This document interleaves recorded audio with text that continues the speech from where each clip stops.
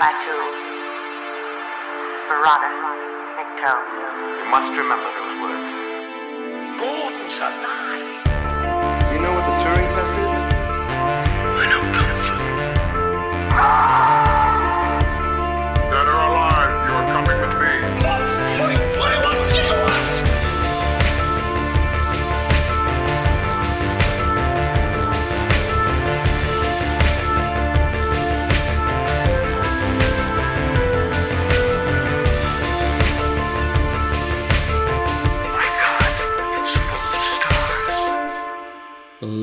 Ladies and gentlemen, welcome back to the year of the Sex Olympics. No, this is Stories Out of Time and Space. I'm your regular host, Scott Weatherly, and my commentator from the future for our Olympic Games, Julian Darris. Julian, how you doing? I'm doing well. I'm ready to watch some fucking. Yeah, this is from 1968. We're going to be watching pornography. I think I paused you for a second there. Yeah. A little. It's a bit of a. I didn't know. I didn't know of this. But it was on the. You put it on the list because we're doing our Redux season, our catch up, and you said, "Oh yeah, this is part of the Nigel Kneale, who is obviously responsible for Quatermass, was where we sort of started. We've done that, and we're going to be doing this and following this, the Stone Tape, which are two of his most important things." And so I'd never heard of this. The Year of the Sex Olympics from 1968. It's part of what we call sort of like Play Hour, or there's this TV series that was sort of each episode like an anthology, kind of basically sort of different things. I thought it could have been Black Mirror as an earlier. This feels like an early Black Mirror precursor. But yeah, this in a good way. In a good way. Oh no, yeah. Not, there's no one, uploading their consciousness into a microchip. But this has got some really interesting ideas, especially for 1968, and it's written by Nigel Kneale, who I went and read. So I've got a book called The Legacy of Nigel Kneale. It's called We Are the Martians: Legacies of Nigel Kneale, and he wrote a sort of this thing was written by somebody else, and he sort of stepped in and wrote this thing. And when they sort of did it, everyone was like, "So you kind of hate television, like you write for telly, but you kind of hate it clearly." But this is so sort of forward thinking, and stuff. So this was shown in 1968, then rerun in 1970, and then was thought lost for a long, long time. This was originally sort of broadcast in Technicolor, and then a copy was found allegedly in someone's office, and so it only exists on archive.org, or can be found on YouTube in its black and white, a kind of roughish black and white version. So yeah, I mean, just to give a quick summary, in a future, it doesn't sort of give a time frame, the population of the country of Britain is broken into two groups. There is the high drive and the low drive. The low drive is the general population. They are sort of lower intelligence. And the idea is to keep them under control and to keep them calm by making them watch endless hours of television.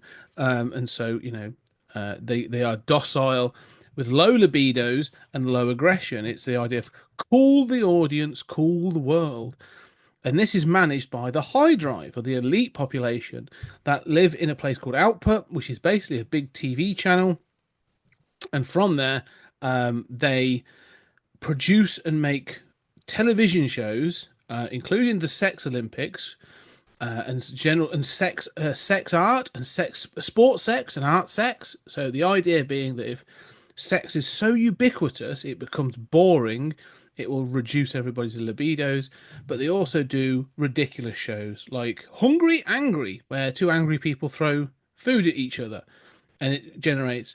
However, they find that there is disquiet amongst these people. A member of the sort of the group, the High, a guy called Kin Hodder, has started to do art, basically, because all they ever see is moving images, and so he produces still images. It's kind of, well, no, it's not kind of, it's dark, and it's showing that there's this underlying sort of aggression and kind of things going on. And when he tries to present this art and the audience reacts to it and he presents it again, he's actually killed by accident and the audience laugh. And so this triggers this idea that the audience can actually be distracted by a new thing, which is they can watch reality television. Live Life, or Live Life, sorry, it's called. And it's presented by the main character, this idea of it's Nat Mender sort of brings up this idea of him, his potential wife, Dean, or Deanie, going out with their daughter, which we'll talk about, Keten, and they go to a remote Scottish island and they are being watched from a number of cameras. And as things descend from there, we find that things are being manipulated and reality television isn't as reality based as we think. Um, Which yeah, we're totally shocked to hear in 2025. yeah, yeah. I don't know, but what are your initial thoughts then on the year of the Sex Olympics? Uh, well, when I found that this existed, I thought that, it'd be right up your alley because Mm, of your love of Quatermass and Nigel Keel. So and I thought it'd be right up my alley because it's, about sex and, yeah. outre sort of stuff. Um, I think this is it's kind of hard watching, especially at first, because, it's sort of hard to understand them. It's hard to totally figure Hmm. out, what's going on. There are still some elements of the plot that I'm not 100% on, but I think that it is obviously way ahead of its time. The, movies that I think it reminds me most of are sort of Network, Hmm. from the 70s, Yeah. really famous excoriation of, Mm, lowest common denominator television. Um, and I think of Putney Swope, which, we should cover at some point on 20th mm. Century, um, which is a black and white done by Robert Downey Sr. Oh, okay. Uh, and is a black and white movie basically about a radical black man who takes over a network news broadcast in the Oh, yeah, 70s. yeah. It's I've heard of wonderful. this. Yeah. Um, and so, it's this kind of outrageous thing, but it also, way before, like, say, The Truman Show, predicts reality Hmm. television. It predicts this sort of like lowest common denominator, I mean, it reminds me of like Japanese game shows, the I thought pies about in the that. face. Yeah, Yeah. I thought about that. Yeah. Yeah, and but in a sci-fi context. Mm. So, I think it's a little hard, and for me to get into it, but by the end of it, I'm sold, and I think this is really obviously radically ahead of its time. Yeah, I think one of the things, like you say, it's kind of when when Neil starts putting this together, I think with some of his writings, he was so used to sort of having kind of pushback and other things. When he'd done Quatermass, there'd been notes and bits and pieces. And I kind of feel with this that he'd written what he wanted, and they've just kind of gone with it. And you're like, there's almost like, oh, like the shit, they've let me do this. Okay, like, oh, all right, we're doing that. Fine. Because I mean, there's some of the things this has in it is it's never explicit in the sense you don't actually see anything, but the suggestion of things is there. But like constantly there is like writhing bodies in the background, and they are commentating on, I mean, literally like sport commentating on, um, sports sex. People fucking. Yeah, basically, yeah. Um, but Like, also, that's a great move, yeah, they're looking like they're heading smooth. to the Olympics for sure. Yeah, there's Yeah. a lot of that. It's wonderful. But one of the things that also is, and it's a great sort of running line. There's a character called Coordinator Ugo Priest, played by Leonard Rossiter, who's an older member of the High Drive, and he's like he's called Coordinator, so he's like a supervisor, like he looks over a bunch of shows. But he's old enough. You don't get time frames on this. You don't. There's no year. There's no sort of thing. It's just in the future. But he's old enough to remember before this social order took over. And so you've got younger people like Laser Opie, which is played by Brian Cox, which was kind of weird to see, and Nat Mender, the main character. who are then much younger. They don't remember this. But one of the things is they have this kind of their language has become more primitive. Like there are certain elements of the language that have like just removed. There's no need for it. But more than that, words have died off because they're not used. There's no sort of thing, there's no sort of at one point like um they're using he's looking for a word to describe how he feels about having seen this artwork. But then also they're describing the audience and this other thing where they start talking this idea of reality, and they use the word voyeuristic, or they're trying to get to the word voyeuristic, and he mishears because he says voyeurous, and he hears victorious, Yeah, right. and he's like, oh no, that was a word we use and it meant this, and they talk about being, then they go back to being like this voyeuristic thing, and there's this idea of like, yeah, some words have just died out through a generation because there's no need for them, there's no purpose for them, and so he can't articulate his feelings about certain things. And I love that. I thought that was fascinating. Yeah, and Nigel Kneale had already done a version of 1984. Mm, So you can imagine this kind of comes from that. The word pornography, the word censorship has also died out. I mean, that sounds quite utopian to me as a, mm. repressed American. But I do enjoy this kind of like future speak that Yeah. um, in some ways I sort of feel like as a writer I sort of feel like you're translating anyway, right? Like Mm-hmm. it's obvious that like nobody in the future is going to be speaking 2025 English, right? Um, and I'm more annoyed by when I see somebody in 1800 supposedly saying like I got you, bro. Yeah. I'm like, no. No, no, that feels wrong. But really feels wrong because they didn't grow up with that language. Yes. If it were the jargon of the 1980s and 90s, I'd be fine with it. Um, or it wouldn't smack me as so obvious. Um, but yeah, so I mean, but on the other hand, this is not done often enough, and a little bit of gesture in that sort of future speak way. Mm-hmm. Um, goes a long way, and I Mm. think that's one of the strengths of this depiction. No, yeah, I like it, but I also like how he's clearly thought about like, well, the consequences of that future speak and stuff. And there's a character. There's two sort of Nat Mender has these two sort of female love interests as it sort of the story progresses. The first is Mish, who is this sort of like she's the main presenter of sports sex, and she's kind of like his love interest, but she's very much sort of like I don't know, infantile. Not what I'm looking for. She's childish. I can't even say the main word, but like Hmm. everything she talks about is like you're going to be old too. Like you'll be 30. Ugh. Like it's real kind of kiddie kind of speak, and she's kind of revolted by these kind of things of getting old. And you hear that they've got treatments now. He even says like, well, I'll take this and I can do that. I will always look young. Um, and so it's not just the world building is kind of is hit and miss, I think. But there are ideas where he sort of said, well, if this was to happen, then it's like with Logan's Run.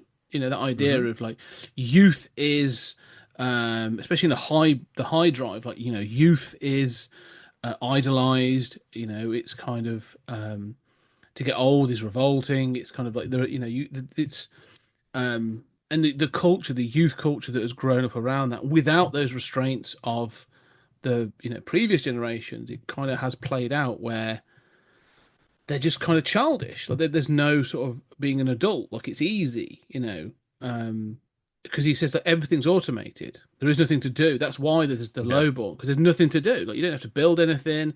It's all there. Food is prepared by machines. I mean, this is the kind of thing Star Trek would have turned up. Like Kirk would have turned up on this world and then been like, They'd found have out. a great monologue, Yeah, like, exactly. you've grown far too comfortable. Hmm. Yes. Yeah, exactly. And but also this sort of presages the sort of Quatermass 4 sort of Mm-hmm. turning against the counterculture. Yeah. Um, obviously Neil did not have a lot of love for the hippies, and Oh, they're dressed in sort of like hippie costumes. It's clear they're just kind of very hedonistic. This is a note to know. He did no. Yeah. You're absolutely right. He did not like and did not trust the '60s counterculture movement. But the fact that they picked him up and some of his writings as being sort of like representative of them really narked him, like really, but got up his nose, like he did not like it. So in times like this, and you're saying as in Quatermass conclusion, like it's quite clear that he's just like, no, no, flower power is crap, and this sort of thing. So yeah, it is kind of it's funny that he's got even got Sort it of on display here. like Where he's Heinlein, being yeah, loved by a stranger in a strange land, and yeah, he's like, "Really? I got Starship Troopers for you." yeah, yeah, yeah. Yeah. Um, it's yeah, a little bit of that, where it's just sort of like like, oh, you want this, or I'll give you what you want, kind of thing. Like really Let hits me them let with me it. tell you what I really think. Yeah, You see how you dummies would run the world. I mean, and there is a way you can kind of see this as sort of well, like the counterculture projected forward, right? If yeah. this goes on. Well, if you said about this being the counterculture thing in Quatermass, and if you watch you watched the film, didn't you? Hmm. And I watched the 4 episode series. In the 4 episode series, they redo this idea of like Mm. post everything falling apart. Like they have started just to present lowest common denominator television, and he at one point Quatermass breaks into one of the studios to use it. And it's there, like it looks almost like Hungry Angry or one of those shows, and you're like, oh, like no, he is still like kind of like working in television, but kind of hates himself for it. Like that's how it goes. Um, I even thought with the hungry, angry, like the word hangry has entered our vocabulary due mhm. to a candy bar commercial. Like Yeah. that's how stupid we now are, right? Yes. We Yeah. adapt new words based on marketing campaigns, right? Mm. Um, yeah. I mean, look, we've managed to adapt all of the stupidity of this, transmit. And I'll tell you a big part of it that no one wants to talk about is sports. A Hmm. big part of it is like go into any bar, there's sports playing, right? And this is really, bread and circuses. That's what keeps the audience stupefied and, Yeah. uh, yeah, sure, take my retirement account, the rich are always going to prosper. But did you see the Jets last week? You know, I mean, but in this weird way, we've gotten all the stupidity of, with all of the repression. We've managed to Yes. keep the repression. How did we manage to get the worst of all possible worlds here? Well, yeah, but even in this, I mean, I want to sort of you because that's fine, isn't it? It's that sort of with sports and the way that it's been set up, and that's a really good point you make. Over here, it's like, yeah. Did you see did you see the match last night? The local derby. Manchester United versus Manchester City or whatever. Um, there's that kind of like faux competition, manufactured competition, that tribalism that like Man City for life, and you go, oh, cool, well, that's your religion, that's your, as you say, bread and circuses, to distract people from the thing. And that's true. That's exactly what it is. And I think sort of reality TV shows now do that, don't they? Well, that becomes the water cooler conversation of like the world's turned to shit, but I still want to know what like Betty and Veronica are doing on sort of like Sex on the Beach, whatever the other crappy um Love Island. Love Island. That's what I was thinking of. Thank Yeah. you. Yeah, Big Brother or Survivor or Castaway. One of those. The Castaway is very much sort of like is literally what this ends up Ends being. up Which being, yeah. yeah. Um. So all those where you go like they're the conversation pieces and they are the distraction from the main what is going on in the world. Um. But this goes that further, doesn't it? Because it basically sort of like this is the sort of like we've reached a level of technological advancement that we don't really have to do anything. And again, there's this utopian idea that we have that gets touted around that when that happens, we'll all become artists. We're all I going to really spend our hate this. time painting and playing music and writing creatively and doing all this other stuff. And then you watch this from 1968, and it says, no, because everyone will be bored, so they're just going to sit and watch television, and we're going to have to give them endless hours of pointless television. And that way, it keeps them under control. It reduces their aggression. And I love that phrase that keeps coming up, cool the audience, cool the world. Basically, keep them down, keep them dumb, keep them distracted, and they don't do anything. There's no wars. We've got this sort of utopia. We've got no wars. There's no tension, which is what actually we'll get to. And so, yeah, it's kind of like it's bread and circuses, but without, as you said, without sort of like the fun. It's lowest common denominator. There is no risk in anything they're going to show to people. Um, and that's, when you first watch it, you go, that's not true. That's rubbish, because you've got sports or, other things. But generally, actually, what ends up happening, and I think it's actually Laser Opie, Brian Cox's Laser Opie, makes a statement at the end of the film, and he says, people like tension. People like to worry. They like to have fear. As long as it's not happening to them, it's that vicarious thrill of seeing other people suffer that they can laugh and be scared at and that sort of things. That's what they need, and that's what they do. And that's where I'm going like, oh shit, like that's the nail being hit on the head at the end of this show, at the end of this film, and he's spot on because that's what all those things are. Those, getting wrapped up in who's won this week's episode of Strictly Come Dancing or whatever the hell it is. It's all a nonsense. So yeah, Well, I've got a lot of thoughts here.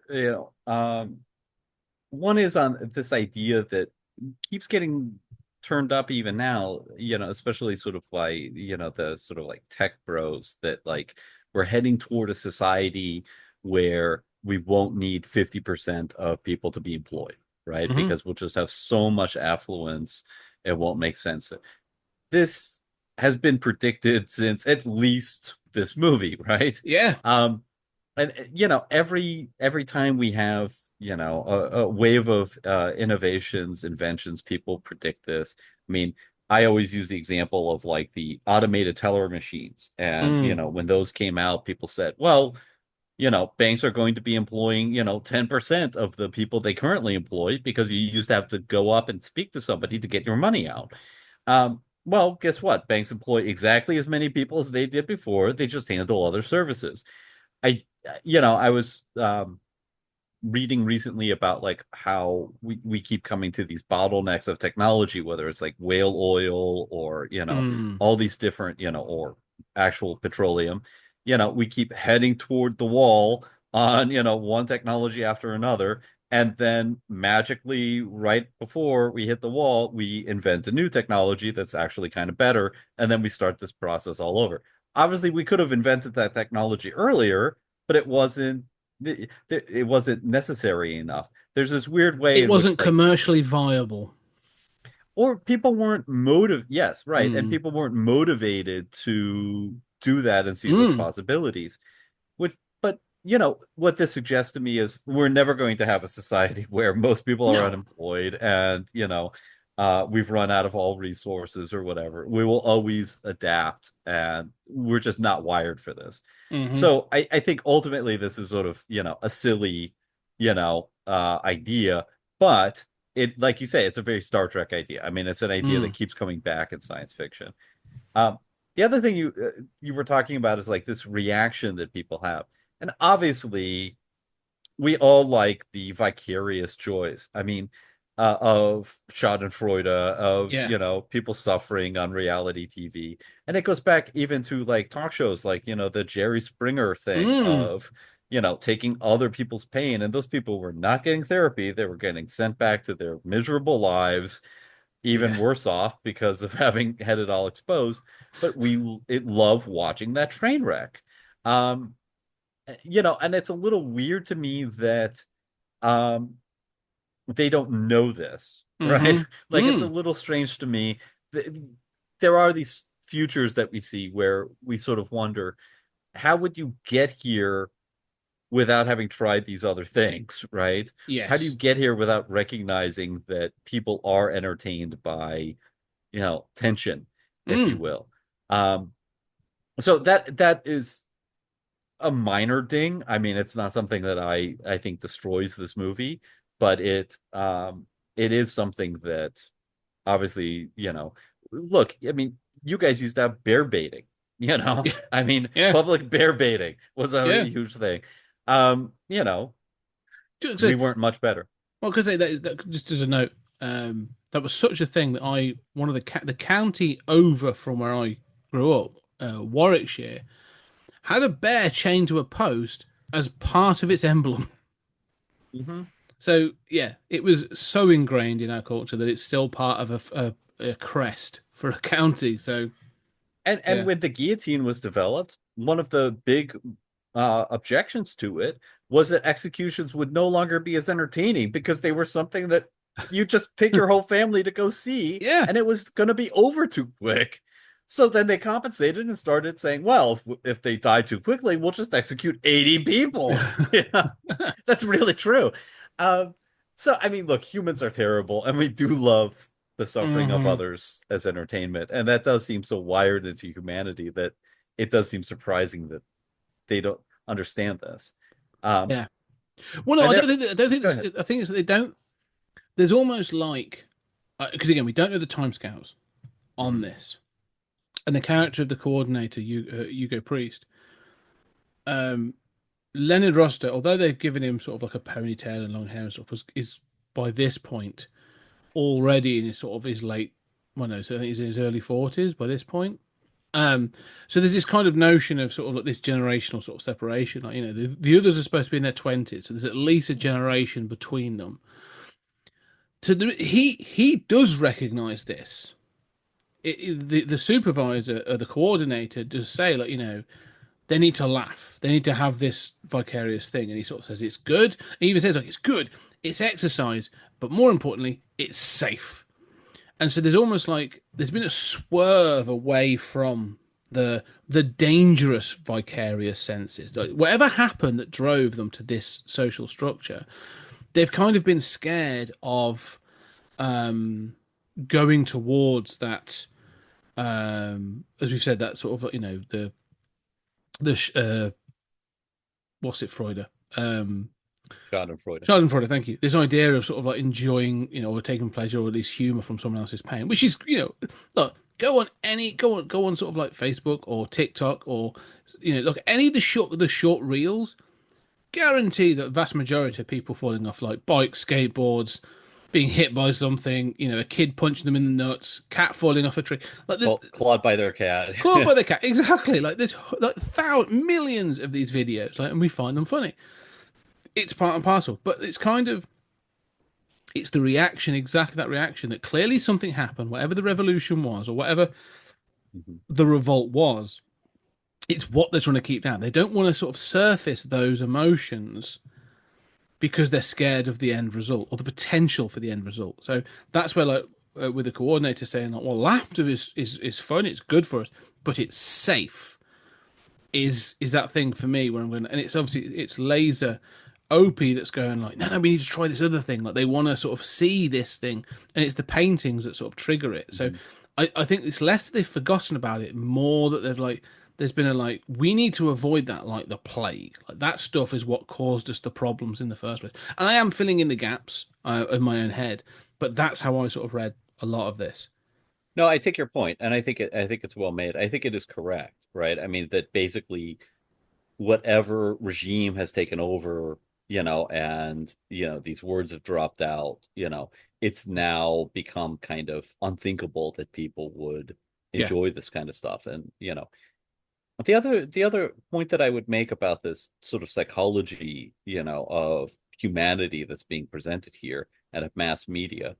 I mean, I have to say, I love these faces of the test audience, and this also Mm. really is ahead of its time. I mean, this is how we make movies now. Hello, Disney. I know you're Yeah. listening. Um, I mean, it's not just Disney. I mean, it's like we get reports about what Yeah. the The test test audiences are audience. saying about Yeah. Superman. I read Yeah. them every week. Um, so, this is really ahead of its time, and I love the image of all those faces, Hmm. expressionless, for the most part. Um and it's really remarkable seeing them expressionless as they're watching humiliating things in the lowest common denominator things, and watching people have sex. Yeah. Um you know it, it certainly makes an impression, and it's wonderful watching them at the end laughing at the violence and all of this. I mean, Yeah. that really is amazing stuff. But I have to complain that I don't know that this psychological understanding of humanity is correct, right? Mm. That basically like filling the airwaves with sex will make people not have sex, and then that'll cause a decline in population, which is desperately needed. Um, I'm not sure that's the case. And No. I was always preoccupied as a young man with sort of the ways in which sometimes exposure to things spurs more of it, Hmm. and sometimes exposure to things spurs less of it. That sometimes we, cathartically let that out and then don't need to indulge it ourselves, right? Or does that spur us to, violence or to whatever it is that we see? Um, and obviously the answer is both at Yeah. different times, but clearly watching pornography all day will not make somebody not have a libido. No. I think this comes back to that the in this case, and you're right. I don't think Neil doesn't have a sort of a real grasp on that kind of thing. It's an idea that he's put forward. I think it feels like a very Black Mirror-ish kind of idea.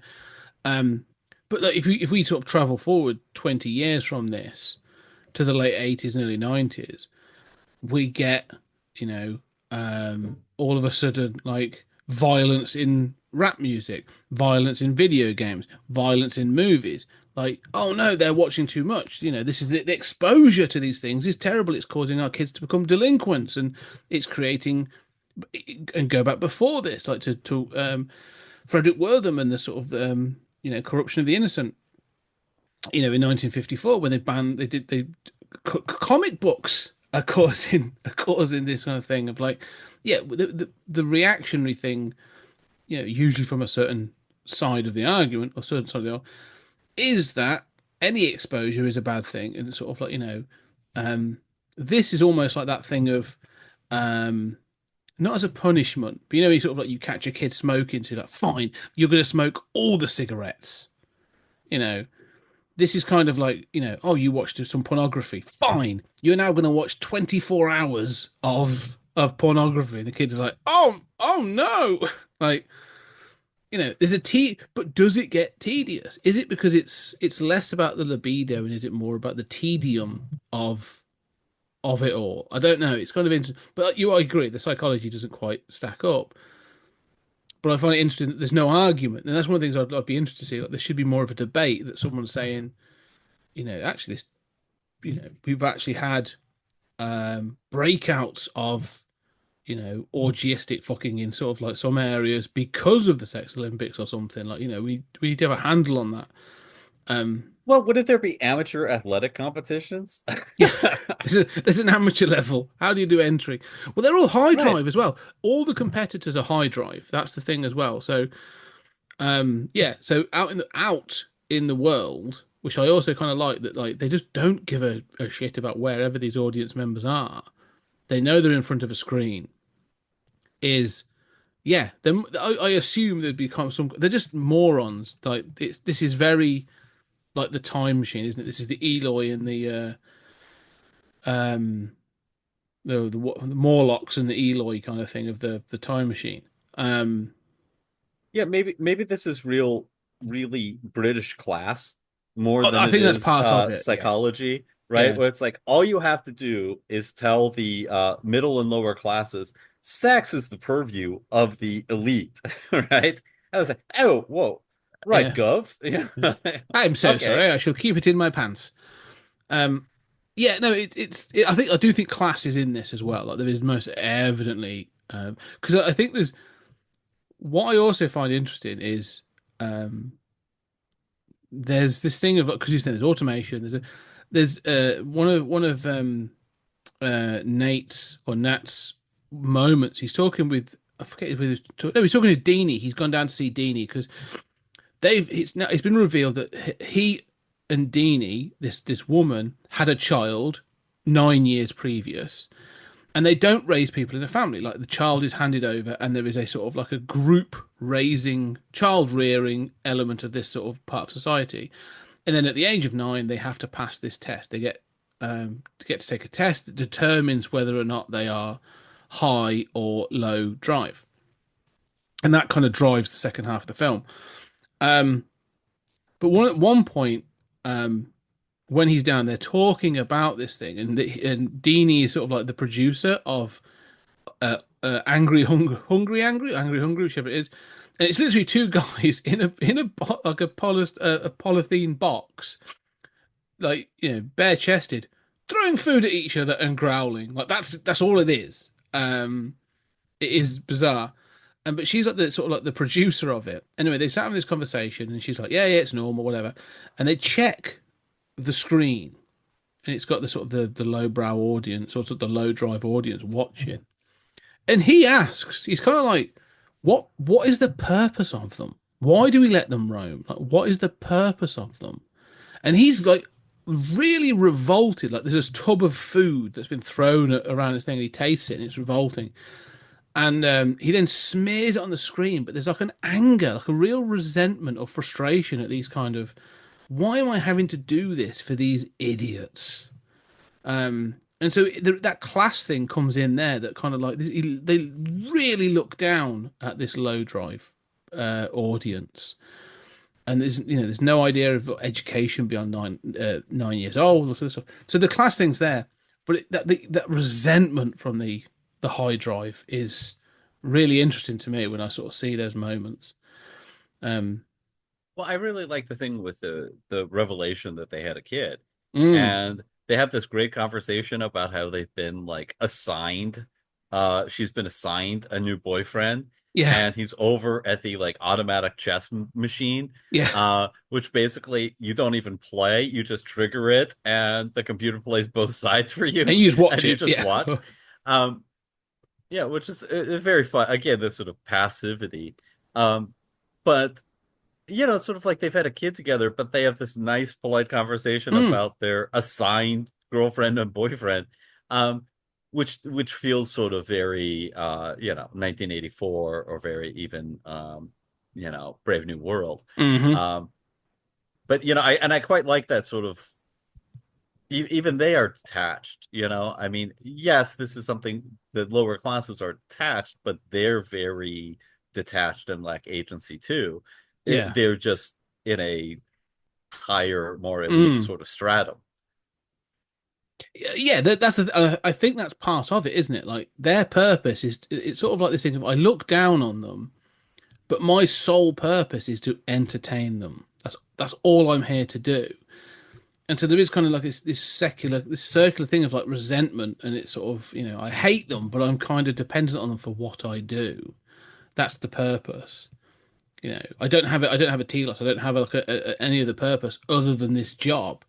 And kind of that's where I think some of that resentment comes But from. it's funny because the people who have worked on like Cops or Jerry Springer, or some of these reality shows, when Mm. they're interviewed, they will openly say like, I hate my job. Yeah, Like this is not what I wanted to do with my media degree. you yeah, know some of them will quit and have a crisis of conscience. I mm. mean, uh some of them will be very good at their jobs, but still admit, yeah, this is not ennobling work. Right. Yeah, um but it pays the bills. And I mean, in this world, it's what you've been assigned to do. um yeah, that resentment is very interesting, especially from a sort of British class perspective. yeah. I think it's here. But the other thing of that, I think you sort of said about the passivity of it, which they are. They're all passive, and and also that detachment. Like later on, they have sex, and it's not part of sport or art. I think he's in bed with Mish, and it's what that sort of having had this conversation with Kin. It's Kin Hodder, I think is the name of the boyfriend that's been assigned to Deanie. And he's in bed with Mish, his new assigned girlfriend, the sort of the presenter who's very childish and very sort of like, whatever. And it's when he comes in and he sort of said, because he's looking to sort of say, "Oh, I want to move on. I don't want to keep doing what I'm doing. I want to try a different show. Can you help?" And he's like, "Well, I don't have the clout to do that really." But he comes into the apartment, And this is where like because he's already mentioned he's like I've been doing this art, I've been doing these images because he's like I want to do something else. And the conversation when he first says it is really interesting and really funny because again no basin of reference for him.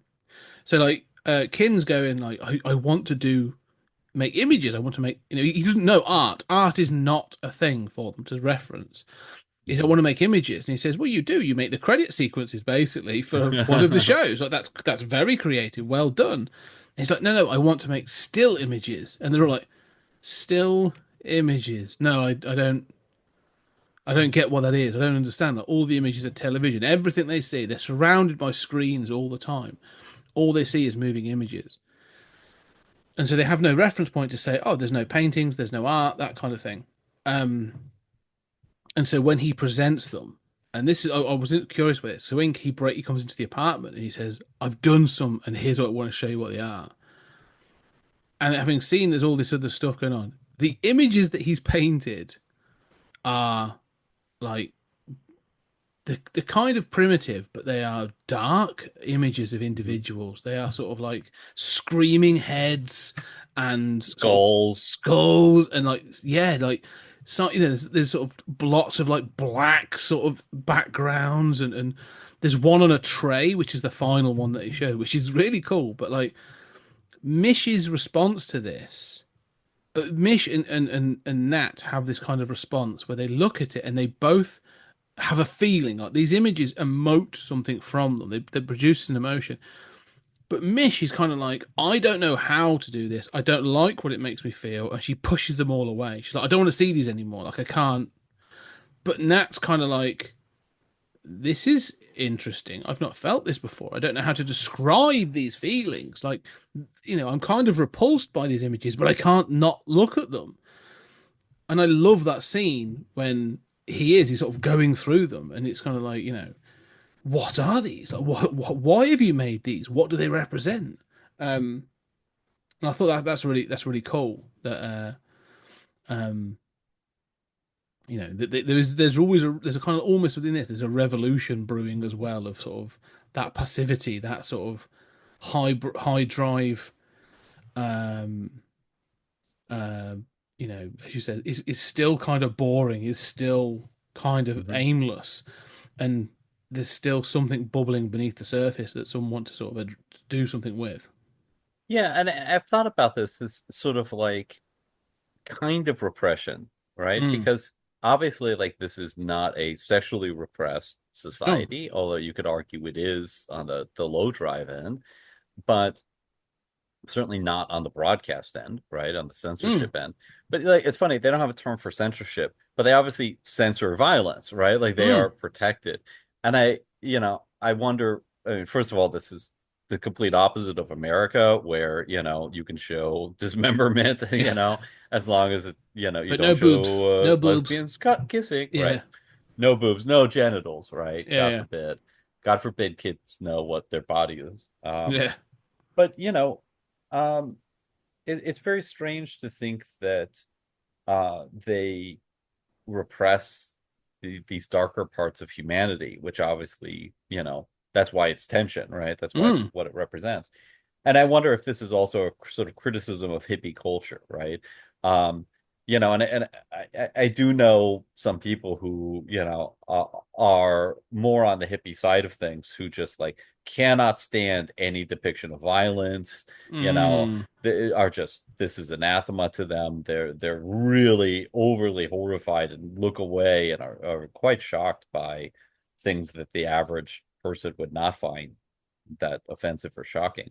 If maybe this is also Neil sort of criticizing that kumbaya, everything's good, sort of shutting your eyes to the evils of the world. No, I like that idea that you've said there, like shutting your eyes to the because that's what it is. But they don't know that they're shutting their eyes, but it's become so natural, hasn't it? And are you right? You say about the hippie culture sort of turning away from any images of violence and all that kind of thing. You get it from the right and everything as well. That you get sort of these sort of like Christian, not just Christian, but like religious devout religious people are sort of like, no, you get the idiots or crazies that are like, it's demonic, it's a portal to hell. But there's others that are just sort of like, no, it's just sort of like, this is repulsive. I don't want to be, pushed in that way. I shouldn't, it's against my belief system. And so they will just push that out of their lives and just live this kind of Disneyfication of their life, which is all sort of like sunshines and rainbows. And I think it's maddening when you realize that. You're like, well, that doesn't make any sense. Like, why would you do that? Um, so yeah, I like the fact that you've said, like, this is, but it's not like by choice. It's almost like there's this thing of forgotten that they've just sort of like, they're so sort of docile, they're so sort of passive that like it kind of just sits in sort of dormant, isn't it? It's kind of like, oh, I don't really feel anger or but there's something in Kin that's kind of there. That's kind of like something's bubbling away in him for some reason. Yeah, and I was wondering about that if maybe the lack of that kind of imagery, the lack of attention to darkness makes him unable to even articulate that he's frustrated or upset, right? Mm. Like he knows something's missing, but he can't really get mad about it. He doesn't have Yeah. any model for it. No, I think that's exactly it. Like, because he says to Nat, doesn't he? He says like, I don't know why I've done these images, and he's sort of and Nat says like, well, what are they? And he's like, I don't know, but they're Mhm. in my head. And so, so he can't. No, he can't. Neither of them can articulate sort of like why he's doing them or why they have a response to them. And so I like that when there's kind of this sort of thing. But this leads to one of those images being slipped into the programming at one point, and it's presented to the audience, and the audience responds to it. And it's noted by output by the people involved. And then of course that artist dies, Yes, Um, trying to present the art again during during a warm up session for the Sex Olympics.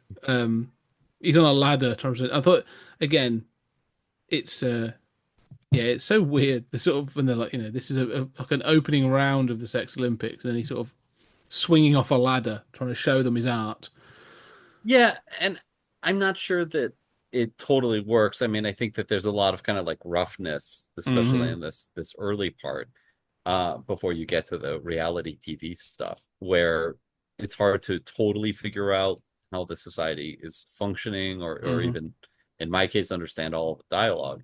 But I do love some of these visuals. The idea of a couple fucking on TV with a horrifying image of, Yeah. a screaming face with white teeth, in the background and a dead body, on the floor. It is very sort of network, very sort of shocking, Mm. you know, uh, almost iconic sort of imagery. And again, remember, you and I watched this in black and white, Mhm. but this was originally presented in Technicolor, and that body, when it's shown, is bloody. The body on the floor is bloody. So, like to us, it's kind of like it's sort of you know lessened because it's in sort of like scruffy black and white. But when this was first, that would have been kind of, I think that would have been kind of Technicolor blood on screen, which would have been kind of shocking to an audience in 1968. Um, I do wonder how shocking all of this would have been mm, to a British audience in 1968. First of all, when you pick up your TV guide or yeah, whatever it was called, in Britain, um, Radio you know, Times. Radio Times, Uh-huh. right. Even though it's on TV, Even it's this on still TV. Yeah. Radio Times, tradition and all that. Hmm. Um, you know, I mean, whoa, the year of the Sex Olympics, what the hell is this? And then you tune in and, you're seeing some pretty crazy stuff. Oh yeah, yeah. No, I Uh, agree. Some of the image, but again, and in color. I want to keep stressing that, like when you Yes. watch this, the only version is in black and white. This was in color, and I think that's kind of their clothing because they're all. I don't know because I haven't seen the color images, but they are wearing a kind of Mm. makeup, and I've kind of convinced they're either gold or they have a sheen to them as well, aren't they? They're all because all the actors are wearing this kind of makeup for them to look a certain way. So, um, yeah, Well, it's actually, I saw on YouTube there are a number of sort of sex Olympics related things.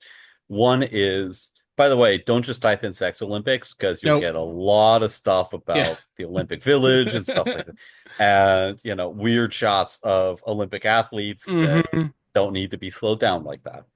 Um, but if you type in year of the Sex Olympics, you'll get some interesting stuff. One is that theme song being done as a complete number. This is mm. the year of the Sex Olympics.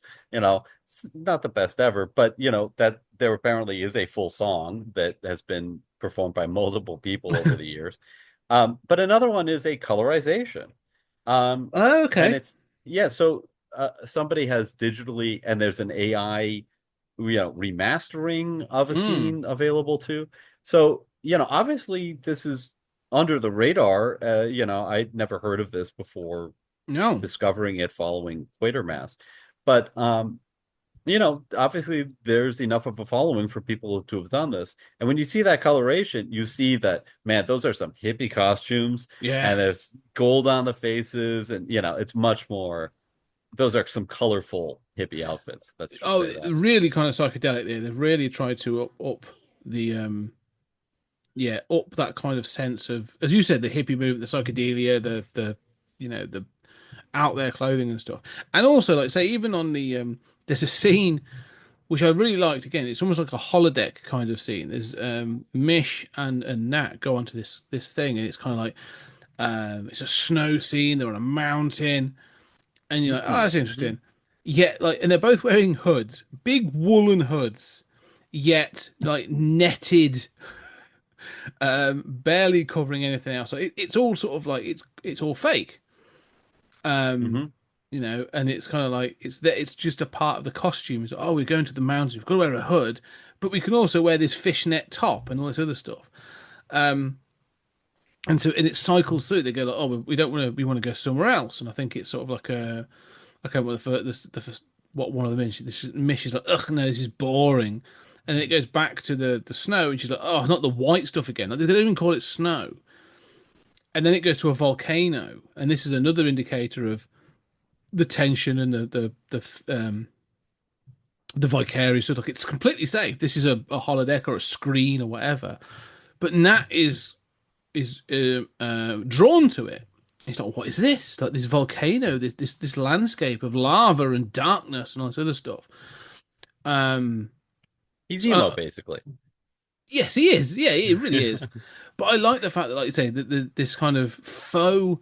Oh, we're going to enjoy this snow mountainside. So I've got to wear this sort of faux explorer's outfit, but it's completely impractical and completely ridiculous. It's Um, like a Barbarella spacesuit, and basically. Barbarella was in my mind watching some of this, where I was just like, oh, that feels like a touch point for at least some of the costuming and stuff. But you were saying about the psychedelia, I love that, like, it's that impractical silliness of the costumes as well throughout. Um, it's cool. It's just fun. It's like they've gone all out. Like they haven't sort of, and it makes a great contrast to the practicality of the things they wear when they go to do Mm. live life, which I liked as well. Well, so before we get to that, what was the point of that holodeck sequence? Was it just were they like taking a vacation? Because I remember that, and the visuals are quite interesting, and it's funny how they Mm. react to Yeah. it. Are they just kind of taking a vacation? I sort Mm. of I don't really understand the point of it. I think it's just to show, basically for them, it's an afternoon out. Like this is leisure time. We're just taking They some don't go time out. anywhere. Yeah, they Everything don't. is simulated, you know. Everything. Yeah, they screens everywhere. Like everything's in output. Like they never leave output. Um, so they've never been out into the world. They don't know. They've just got these screens to sort of to follow up on. Um, and so, but I also, yeah. So that's kind of like what it's there to show, that the world is that they never leave. They've never had an external experience. But it also, I think, shows that Nat is starting to question or to sort of have experiences or or Brave, real experience. Yeah. yeah, yeah. Um, and so I do like that scene. I think it works quite well. So basically the audience laughs at the death, Yes. right? So the it is sort of done as like it feels more terroristic than it really is, right? Hmm. But it's really just a guy putting a painting in the background of some people fucking, Yeah. but and then falling to his death accidentally, but it feels much more like a terrorist act that a terrorist has been killed. Hmm. Um, but so the audience laughs, and you finally see these faces of these sort of like very middle class Brits, sort of laughing. Um, and they like the death. They Yeah. like the violence. They can handle tension. So they come up with this idea of the live show, which I quite like the name of. Mm. I liked it as well. Like yeah, because it could be. Well, I think it's a play on words, as Nigel Kneale often did, because they refer to it as live life, but it can also be read as live life, Mm. as in go out Hmm. and live your life. Like, so I like that they did that play on words.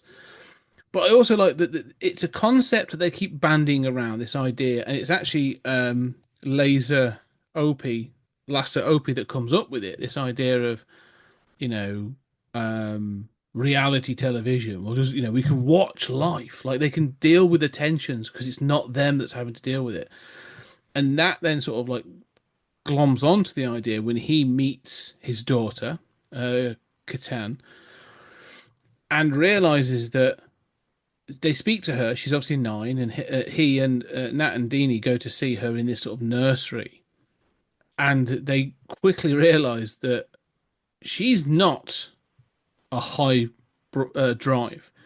The nurse goes through the thing, and I love the fact Mm. that like there's a real again the bureaucracy is kind of like the nurse doesn't give a hoot, like she really doesn't give a shit about what's going on. They go through, no, no, there's no one here, and they're like, well, no, no, she should be here, and then she finds her, and she's like, oh, oh yes, no, here she is, and she's got the L next to her name, and they're both Mm. like, what's the L for? And she can't be low, and they realise that it's a reflection on them because they have given birth or they have, their procreation has sort of created this low drive person.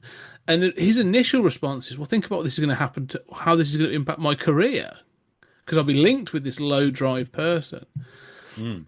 And he talks to her, asks her to read things. Do you like reading? Do you like doing this? She's Mhm. very much like, no, I haven't got to do any more education after this year. I'm done. I'm going to be, She doesn't understand math. Like no, yeah, no, it's really clear that she's an incredibly poor reader, has yeah. almost no skills, and is so relieved to not have to. But basically, she's the average American. Yeah, well, no, she's American. I think she's just sort of like a preteen. She's like, I'm going to do this again. Excellent. Um, but I love the Just fact that imagine if she had a cell phone. yes, yes, Yeah. um, I don't have to read. I'll have Siri read it to me. yeah. Um, is this part of the this part of the plot happens very quickly and kind of is a little muddled because at this point, at first, Nat's like, "This is bad. This is terrible." And then he kind of comes round to this idea and says, well, here's the reality TV show I want to be. Like, you let us out in the world, me, Deanie, and Catan, and you watch us. And he basically comes up with the idea. He proposes it. And then they are sort of like allowed to do it. And I think this is where one of the problems of having time scale again in in this show, in this film, doesn't help. But you're not sure how quickly certain things happen. Um, but also how quickly he's come to this idea. Like I know he's looking to experience life, but it happens all of a sudden. He's like, I now want to give up everything I've got in output and go live in a shitty house in the middle of nowhere. Um, it happens very quickly, and it kind of feels a bit, I don't know, too fast. Yeah. And the idea is that she's going to come with them and they're going to Yeah, take their kid, right? I mean, become a it is a family, little, a term that is not yeah, yet known. it's the family thing that bothers me, right? Like, Mm, I'm not bothered by the idea of this unsatisfied person kind of looking for an out and being willing to try a new show, right? Um, even something, I mean, like, I think the programmer, talks to him and says, like, you don't know what this is like. Like you've always had the same temperature. yeah, You've always had food provided for you. You have no, I remember, I love how they call it like the an old day term, like old hyphen day. Like this is Yes. it's like the old day guy is able to say like you don't remember what it was like. Um, and I love those kinds of conversations. And really he doesn't remember. He doesn't Mm. know, right? So I kind of can buy that sort of like on a whim he would say, I'm kind of dissatisfied. Let's try this thing. I don't know the privations I'm really going to experience. It's the family element that kind of bothers me slightly, where it seems to be that Neil is saying there's this innate drive to want to preserve that family, even though it's an arbitrary family that's been assigned by the states, and um, and family is a construction, right? Hmm. It's not biological. Um, No, but I think this belies some of Neil's politics at this point. This is very much, we've said he's sort of anti sort of hippie and counterculture. This is very much about the nuclear family. This is about the full family unit. And you're right. I mean, it's a shortcut. It's a very quick cut to this idea of the concept of family and stuff. Because it doesn't make a much sense. Because Deanie could just be like, no, piss off. I want to stay here and output where it's nice. Like it, she doesn't seem to have the same drive um, until Nat talks her into it. she Um, follows him like a yeah, good 60s wife. well, exactly. And then again, That's no, true. again, it's true. It's exactly it. It's just what I'm saying. This is the nuclear family. This is supposed to Right. be the hunter gatherer. The woman sort of like looking after the home, and then the child or children. And they do talk about having more. They talk about going out and be able to have more children. They want to grow the family. Mhm. Which, when you're a Which why single would family, they care about? yeah, which is a single exactly that. Then as we've seen, they're detached. They were sort of they're kind of comfortable with this idea of having been associated in the past, but not now. So, yeah, it does feel a little bit confused at this point. Well, I think this is the moment where what is normal to us Mm, seems as if it must be normal and innate to humanity, right? yes. So this is the moment where, you're in the sci-fi futuristic world, but the writer is still trapped, to whatever percentage in what seems normal to Yes. him and his society. And so the sort of nuclear family, being biologically related to that kid, wanting Hmm. more kids, these, the wife taking this, subordinate domestic position. Yeah. Um, well, I mean, this sounds like a great condemnation I'm making. It's really not. It's relatively gentle Hmm. in the film. I mean, no, that he doesn't lecture her and say like, "Listen, woman, stay at home." Yeah. It's not like that. But there is this undertow of like, even in this future society. I mean, it's like as if I mean, Logan's Run doesn't quite do that. Like Logan's Hmm. Run, they're trying to survive, right? Which is a biological imperative. Yes. Um, but yeah, it does feel like an imposition of the writer's own cultural norms. Oh no, I agree. I mean, the transition to it is so sort of stark and sort of straightforward. Um, and that's why I sort of feel that the film is kind of split into two sections. Like Hmm. this decision, of them to go out and do live life kind of happens, and then all of a sudden that they're at the house, and you're just like, oh shit, well that was quick. They've now turned up at this shack, this stone shack in the middle of the Scottish island. Like, they don't cover the preparations. There's no sort of like cold feet. There's no, I mean, Good point. there's no sort of debate. No one tries to talk them out of it or anything like that. Like, it feels unusual But they do a because little bit, and they do show the yeah, island and like, where they've decided to film this, and the old guy does kind of talk him out of it a little. mm, But yeah, it is sort of abrupt. And then you're right, it definitely is two halves to this film. yeah. But they do get to this, the live life house, the Big Brother house, um, and it's just a shack. But they have a big crate, and I love the fact that Laser has also provided them with like basically that's sort of like a tape recording of instructions, and again limited by technology of the time. It's literally a tape recorder, and they have to fast forward and rewind, and it's really simple stuff. Like, this is how you make fire. I don't know how he's got the knowledge. It's never explained. Like, is he reading this from some archive or something else? Does he remember? Yeah, I don't think so because he's younger than Oh, Nat. okay. Um, Yeah. Well, what's funny is those instructions. I mean, I like the tape, but it's always like kind of queued up to the right spot, as you say, like that's what it's I'm sort saying. of convenient. Yeah, But the instructions are also incorrect in many ways. Like I think, and I'm not sure that the movie yeah, knows that how incorrect they are, but the ways that they're incorrect, like if they played that up a little, that'd be quite funny.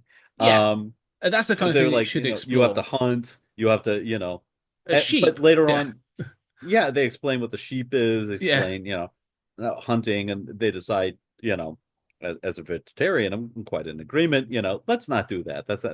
But the little girl says, "What kill?" You know, um, which, okay, fine. But then later on, when spoilers, the girl mm. dies and they bury her, it's quite some serious stuff.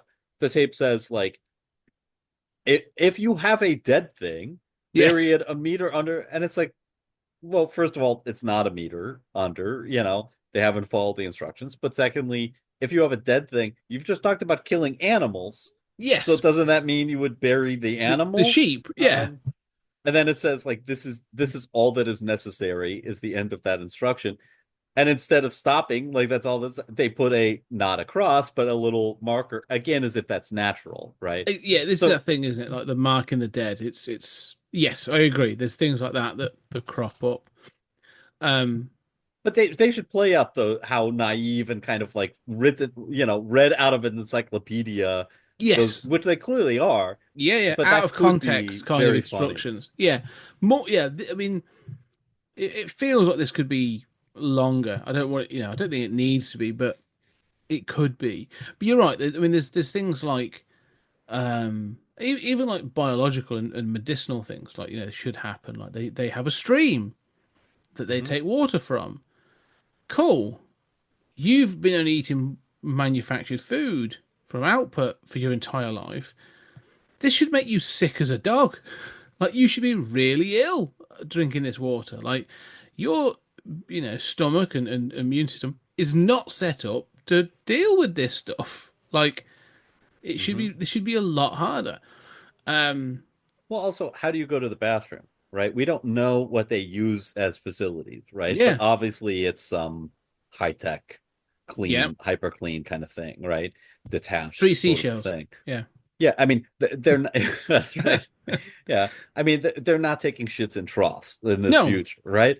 So, like, they're going to have instructions like, don't shit in that little stream that, you're getting your Yeah, water from, as humans did for most of our existence. Um, but instead they go for like, oh, sure, the water's never turned off. mm, They go for kind of like the obvious thing there, but you're right that there's some sort of basic, yeah. Which basic stuff that's not yeah, covered. which I think if you were to do it today, I think would be common sense for them to cover. But I do like how difficult it is and how cold it is. Like they acknowledge that, like, oh shit, this is cold. Like it's cold here. I don't like this, and they're sort of like wrapped up in the bed and all this other stuff. So it kind of works. It works well. I like that it's primitive. I like it's basic. Again, like the colors have gone from their clothing. I haven't seen the colorized version, but they're now like wearing hiking gear and like anoraks. Big woolen hoods, the flamboyant sort of hooded netting and stuff has gone. This is all practical kind I don't know, of the color designs, the the hippie kind of yeah, tie-dye sort of designs are that's it. gone. It's all done. It's all sort of like block colors and muted colors and that sort of thing. Walking boots and all those kinds of things rather than whatever they were wearing. Like pixie boots, whatever the hell they were wearing and back at output. And so I like that there's a huge contrast in that kind of respect. But they're supposed to be there alone. This is going to be, live life or live life is there for them to be sort of isolated and to people to watch, and it is a success. But they're not alone, and this is where the sort of the twist comes: is they meet Grells and Betty, two others that are potentially not even like low drive because they're not watching the TV screens. They're on this Scottish island, isolated, and they have almost the other thing. This is that thing of like they're like the other end. They're kind of like savages. They're primitives and sort of grells, and they're both wearing like sheepskins. They hunt, and this is the thing. And so I think this is where Neil's very much like there's a balance in civilization. Like, you have to be go out and touch the grass Mm. kind of thing, but like don't become a savage. Um, Yeah, they've dropped out of the whole thing completely, right? yes, Yeah. yeah, and this is where it starts to get dark. And I ain't gonna lie, like this the shit gets dark basically. At first, it's a partnership. They're willing to work together. Like Grells is showing them how to catch crabs and fish on the coast, and he gives them warnings about kind of bits and pieces. Um, this is what we'll teach you how to sort of deal with the sheep, or we'll teach you how to grow things, so on and so forth. And it's a partnership, but you realise he's can't. You never. Betty never talks. His wife never speaks, and he is kind of harsh to her. Mhm. And yeah, first and before those two characters, I thought, oh, that's interesting. But what you find is realise that this has been manipulated. This house that they've been put in was chosen by Lasa on purpose to introduce this new tension, this twist in the reality. Is all manipulated, and I thought again, I was Of like, those two people being there, yes, right? So the idea is that those two people really are dropouts from society, but it's yeah, just that the programmers know they're there. So that's why, they and chose this place haven't told because of them. them. Yeah, they chose this place Yeah. because of that. Um, and that's where you notice that like Betty's quiet, and Grell starts to take attention. Firstly to the daughter, Mm. and you're like, okay, well, that's weird and stuff. Um, and so but you kind of understand this is going to be a thing. And he says that they there's a moment where Deanie has a moment. She sees something on the horizon or something lurking, and she sort of says, "There's something else here. There's something else here." And Grell says, "Oh well, I'll teach you how to lock your door. We use wood and we have it as a barrier, so people can't get in, nice and safe." And you're still led to believe that they're there as this sort of Helper. partnership. Yeah, there's a Yeah. community sort of growing out of this. And then the girl, when Katen gets it, I believe she's cut herself, is what she's done, hasn't she? Well, it's really weird, right? Like she says that she saw something, She says she saw her right? Like, fall against the wall. Yeah. is that what she said? I mean, because Mm. it was hard for me to hear. It seems like she says that she saw something and kind of like they know the spot where it happened, but she's lying in bed and she's obviously sort of like injured. And I wasn't clear, like, has she seen a third person? Has she, is there something? Have the programmers of this show kind of like intervened? Is there another person lurking No, around? I took it as so it suggests that because I actually went back and watched it because I really was sort of like I was a bit confused. Yeah, So from what she says, it's she says we were shocked and Katen fell against the wall. So it's potentially they saw something that frightened her, that then she sort of startled and she's fallen against the wall and cut herself. So she's clearly yeah, got an injury in her side because when they sort of reveal the wound and Katen is sort of in agony, she's clearly in pain. She says, "I tried to shut it with the thread." yeah. I saw that. Yeah, And so she's trying to do sort of she's trying to clean up this wound, but they've got amateur surgery. yeah, exactly that. But they've got no concept of sort of like disinfectant or antibiotics or anything like that. And so the infection is what kills Katen. And so Eventually, eventually, right later on. yeah. And so yeah, like they But we try really to pull for her. I mean, she's a little mm, girl, right? I yeah. mean, and And she she clearly would be alive even if she were, a low drive, relegated yeah, to the low drive TV watchers had they stayed. So I, yeah. I do think you really pull for her. Oh no, I agree. Like, I wanted to get through. And at one point, it kind of suggests that she might be feeling better. She sat up. They're having dinner. This is when sort of Grells and Betty come over to make crab and to cook and stuff. And she's sat up and they're talking about stories. And Grells is sort of is telling these kinds of stories. Oh, I like to tell stories. I like to make up stories. And so when she goes to sleep that night, she sort of says to Nat, tell me a story. And all of a sudden he realizes, like, this idea of stories are based on experience, and I have no experiences to pull from. And Grells is like, wow, there's this one time where there's this thing with a sheep, and then this happened, and you're like, and like Nat's like, I can't tell stories. Mhm. I don't know. I don't have anything to reference. Like, we've just done stupid, lowbrow, like, this. And I thought that And, was and that was really interesting. and that reminds me also of, where we are now, Mm, where, um, sometimes you meet up with people and it's like, well, what's going on with you? Well, not a lot. I mean, I just saw White Lotus. What do you think about that? It's yeah, like, oh, okay. yeah. Um, we sort of like live vicariously, and you know, I mean, nobody wants to say, well, I went to my job and my boss is kind of a dick this week. Well, outside of gossip, Mm, what do most people talk about? yeah, They yeah. talk about that TV or sports. Yeah, no, that's true, and I think that's the thing, isn't it?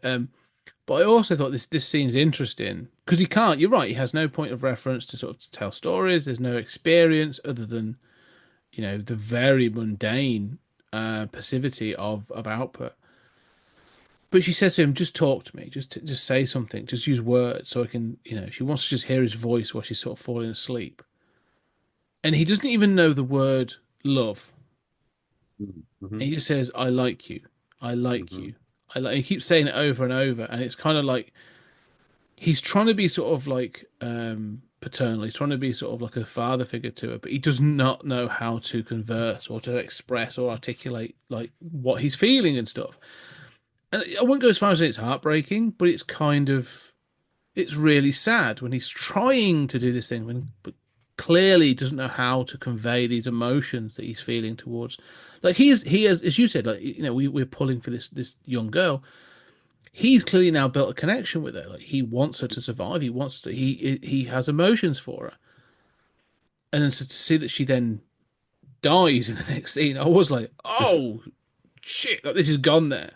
Um, Yeah. and she's to be It's kind of a buried. great moment as he just Yeah, repeats, like it's one of those potentially great moments of cinema as he just kind of repeats, I like you, I like you. And it sort of seems like they can feel like, is he mentally disturbed? Just like it feels so weird. But as you mm, say, he lacks the vocabulary to say more, but he's so desperate to communicate, yeah, caring to her as she is struggling and suffering. And I mean, I feel as if it would have more impact if they had lessened the sort of innate family dynamics, mm-hmm, the mm-hmm, way that is natural, quote unquote, in this universe.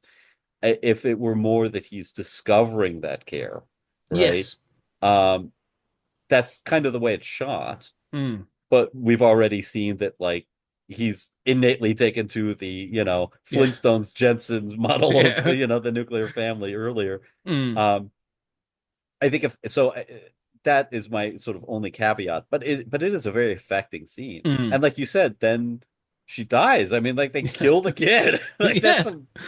that's a ballsy 68 move. Yeah, yeah. No, Nigel Kneale's like, oh, yeah, like I said, this, like, oh, I'm not pulling punches. Yeah, no, I honestly believe, I think he was expecting pushback Hmm. when he wrote this, and like there has been none. And he's sort of like, I think he's probably like, oh, we're filming this. Wow, okay, well, I really wasn't expecting to be doing this today.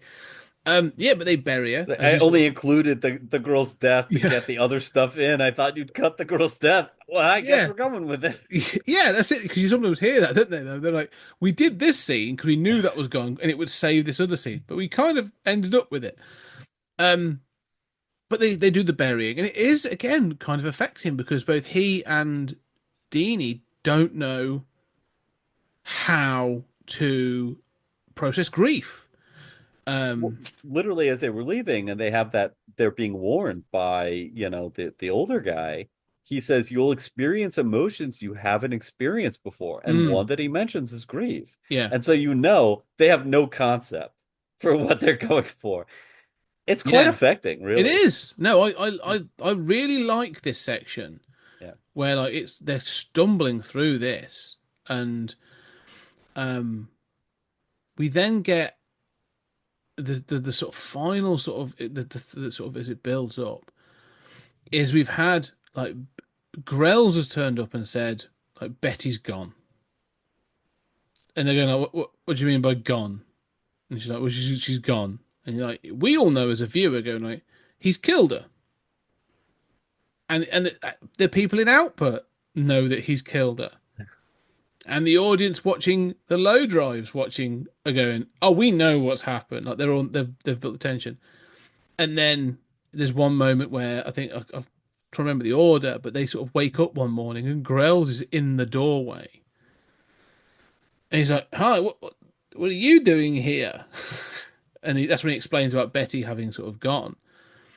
Um, And he says like she slipped or something, yes, yeah, because there were a lot of rocky places you've heard are that's right. dangerous. Yeah. Yeah, That's his explanation. yeah, but you get there's an undertone, there's a sinister sort of like Hmm. oh, she slipped, kind of, Yeah, and it's you're all watching a movie and it hasn't been shown, right? yeah, So yeah, exactly.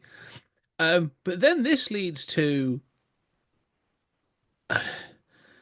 a scene in which I think it's sort of around his death, like they've been I together. guess He it's just sends before, yeah. yeah.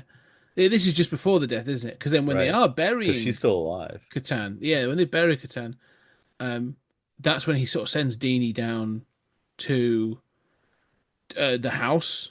And all of a sudden, you hear the screaming, and you hear a thud, and you Yeah. hear the screaming, and Nat races out of the house. He has an axe, and he can't get in because of the barrier, the lock that Grells has taught them to use. And you can hear Deanie screaming, and he goes all kinds of Jack Torrance and starts taking an axe to the door. I thought the same thing. Yeah, but this is where this scene, and again, because one of the things that's happened is when Catan has died, Nat has smashed the camera, the main camera that's watching them. Um, and but it turns out they've put others in this house, and so I do love this. and Yeah. Laser he says like he says, oh, they think that they're no longer being watched. This is when the real show begins, Yeah. and they're being sort of like again that they've got other cameras sort of watching it from other views. And the end of this film, he breaks through the door, and you don't see what's going on explicitly because you see it from one of the camera angles for a second. And Hmm. Nat's wielding an axe, and he just starts leathering that axe into something. And then it's revealed that he has basically murdered Grells with an axe because he was Hmm. raping Deanie. And Yeah, Deanie it's was implied, right? I mean, uh, well, yeah, it's implied very strongly for everything that's gone on because when she reveals Deanie, like her clothes are ripped, she's mhm. been killed, um, and like yeah, no, it is. I was just like, Jesus Christ, this is 1968. Like what? This is the BBC in 1968. What is going on? Because you see the body of Grells, and again, we saw it in Mhm. black and white, but Oh this yeah. would have been in Technicolor, and it's bloody. Yeah, he's been axed to death, and Yes. you might not see his head split like you would in a current production or something, Yeah. but I mean, there's blood everywhere. It's not pretty. No. And really, yeah, you cut to one of these other cameras, and I do love the scene of um the main character disabling the camera in rage, Mm. and as you say, the controller sort of saying like, right now the real fun begins, which reminds me of all these reality shows where Mm. there are secret cameras, and we find out later everything's been manipulated, sort of and also sort of like the way people played a camera or they don't. And earlier Yeah. there's a great scene where he's lying in bed with her and sort of seems like he doesn't want to have sex with her because he looks up at the camera and is like, oh, Yes. okay. Yeah. So there is this sense of being watched. But so when he breaks down the door, you cut to inside and it's kind of medium level shot, Hmm. and he's hammering something in the floor and sort of ignoring her, despite that she's the victim. He needs to be rescuing him. And you pretty quickly realize, oh, what he's hammering on the floor is Grell's, right? Yeah, yeah. He's committing murder here. But it's a little awkward because like Grell isn't on top of her when he bursts in, and you sort of cut to that shot. Um, but yeah, it's implied and it's pretty dark. Hmm. Mm. Well, it gets Yeah. darker, I think, because Okay. it ends in because he ends with a bloodied Nat like, drops the axe, falls to his knees, and picks up Deanie. He's just buried his daughter, who he's like started to generate a correct connection with, and now he's sort of holding the dead body of this wife, I suppose, just in his Hmm. arms, and he just starts wailing and crying, and Sobbing. absolutely, and I mean, I won't. Tony Vogel, who plays Nat, is an odd looking dude. Like he's a very sort of like his big starey eyes, and he's got a very sort of pronounced sort of like very sort of distinguished face. He's an odd looking dude, but like he works well. But there's a lot of eye acting going on in this role. Hmm. But this moment when he just sort of gives in and starts sort of crying, is again you're like, gee, like it's really affecting. And then it cuts to the audience and they're howling with laughter. And then you cut to output and they're all laughing. And you have Lisa saying, like, I knew it. This is exactly what I told you. And everyone's congratulating him. And you're just like, oh my God. This is. And then it's really kind of like, it silenced me watching it because then it cuts to coordinator Ugo Priest as the final bit, and you can see that he's like, what the hell have we done? Hmm. What have we unboxed here? Like we even, because they're talking about the next series, like it ends at that point, and they're like, we'll be back with more Live Life or Hmm. Live Life, and you can see he's like, what have we done? What have Hmm. we like, released now? And I thought that was really interesting. That like it gets dark, but there's kind of like this recognition from this person who's been there, obviously recognizes the old world from his childhood in some way. Is still like, oh, we've unearthed Pandora's box is opened. we've reopened these emotions and these feelings, and I'm not sure it's a good thing.